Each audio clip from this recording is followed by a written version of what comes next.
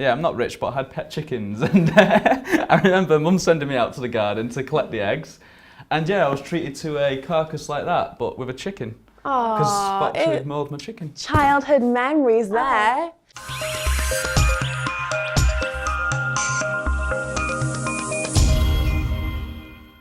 Welcome back to another News No One's Telling You. Now we have some really good stories on today. We have a story about BDSM gone bad.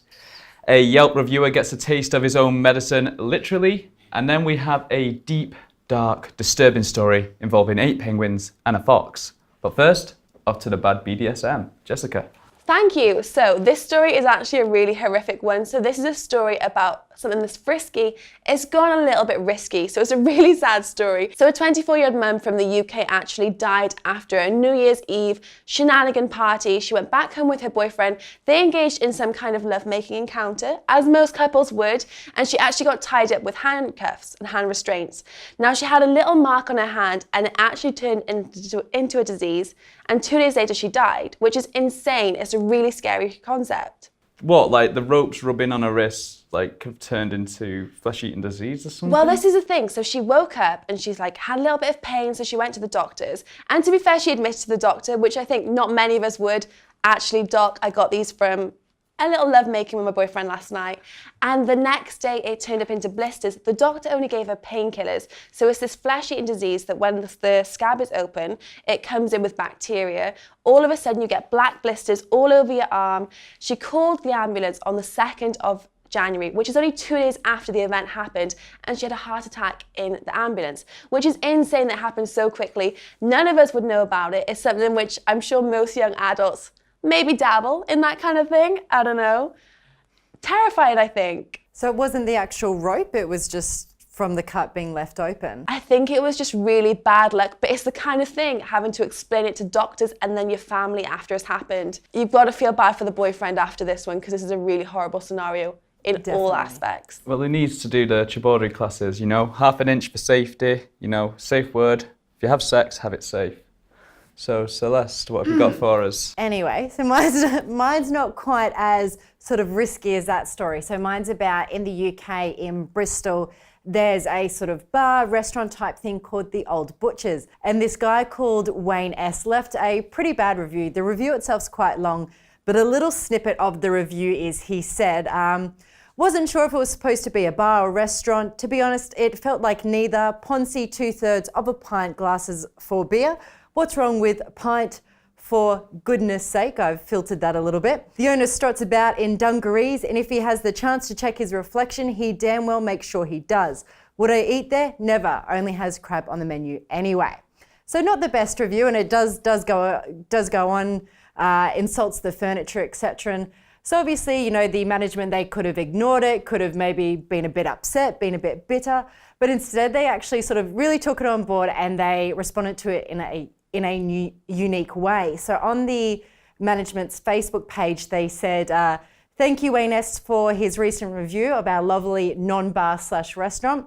Wayne's inspiring words have won him a place on our menu. Congratulations, Wayne.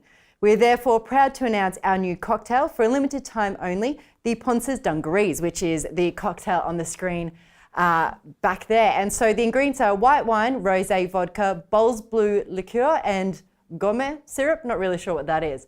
So this has actually been really good press for them. They've gotten more people being like, oh, well, now I want to come try this cocktail. I want to come to this bar. So they kind of turned a negative into a positive, which I thought was really cool. This is such a good idea though, because if he does come back to try it, that cocktail sounds really strong. And if he sips that, he's not going to be able to write another Yelp review because that's like all spirits in that. I feel like this is kind of like a passive-aggressive response, sort of a middle finger in the most pleasant of ways. Like, yeah, you don't like our bar, but we're going to make a drink after you. Like, saying thank you to a guy who insults you, kind of. But, yeah. You know.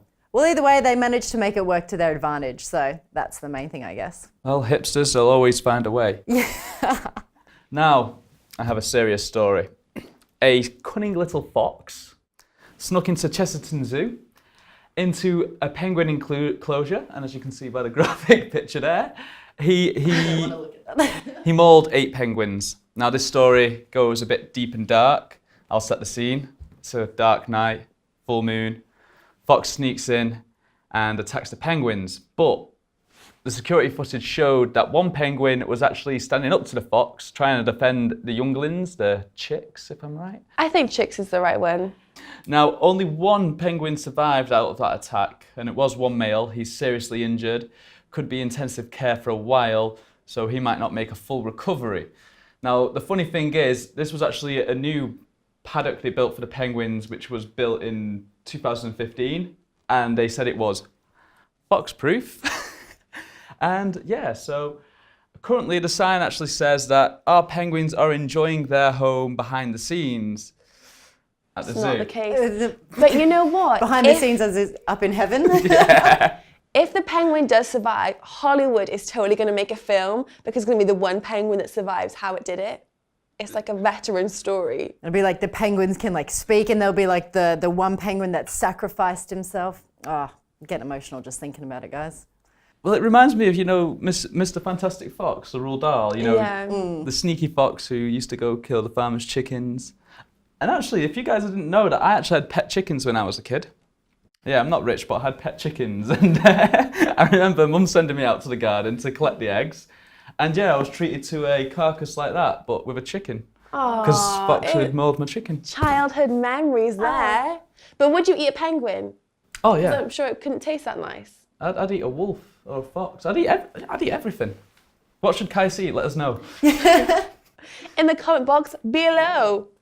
Well, that wraps up the no-nonsense news no one's telling you about. Be sure to click back for the next episode, and thank you and goodbye. Goodbye.